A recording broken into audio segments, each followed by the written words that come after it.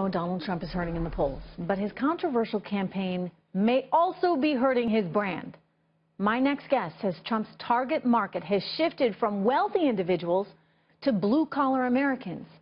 So how does Donald Trump capitalize on his new customers going forward? Joining me right now is Turkel Brands CEO and All About Them author Bruce Turkel. Bruce, good to have you here. Thank you. Thank you for inviting me. All right. So let's talk about how it's hurt the high end here. I mean, he's got all these Trump condos, he's got all these Trump golf courses, Trump steaks, Trump wine, you know, you name it. How does the perception of him right now in the public affect his brand for what it traditionally has been? It's quite simple. There's a great saying, how you do anything is how you do everything. And exactly what he's doing in his political campaign is what's going to happen in his business campaign, which is he's targeting a very clear audience. They tend to be male, they tend to be white, they tend to be less educated, and they tend to be less affluent.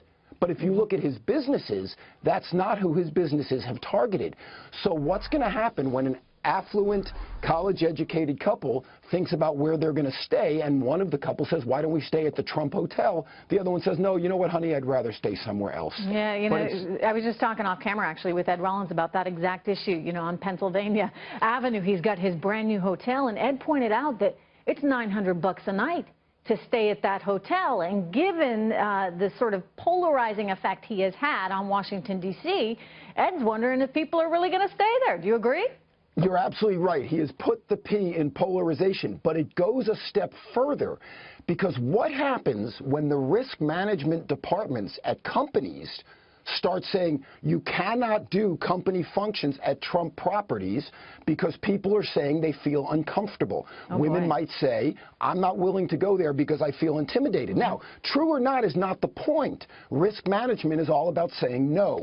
So this is definitely going to have it's bad effect. News for the higher end stuff, but you know, he has connected in a way that we have not seen, you know, frankly, any Republican since Reagan. He has connected with the middle class, with blue-collar workers that feel as though they've really gotten the short shift, if you would, in this whole globalization environment. Is there anything he can do going forward, if he doesn't win the White House, to capitalize on that?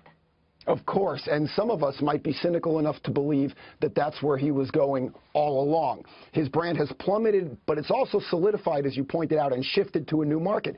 So the rumors that I hear is that he and Roger Ailes are going to create Trump TV and go after, with a media company, exactly the people who he's able to get to respond. Look, he's a smart marketing guy. He knows that he can get a rise out of the folks he wants. And let's face it, when you vote, you're using a limited resource. When you purchase a product, you know, look, those rumors have been out there, Bruce. I guess there are certain challenges, one of which would be distribution, right? I mean, a lot of people have tried it, and they've wound up online, and it's a challenging environment to be in if you don't have the actual distribution.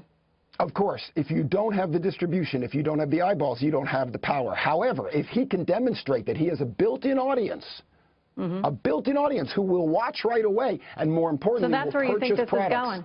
I do. I think we're going to see a media company come out of this. Very interesting. We shall find out. Bruce, thanks so much. Good to see you.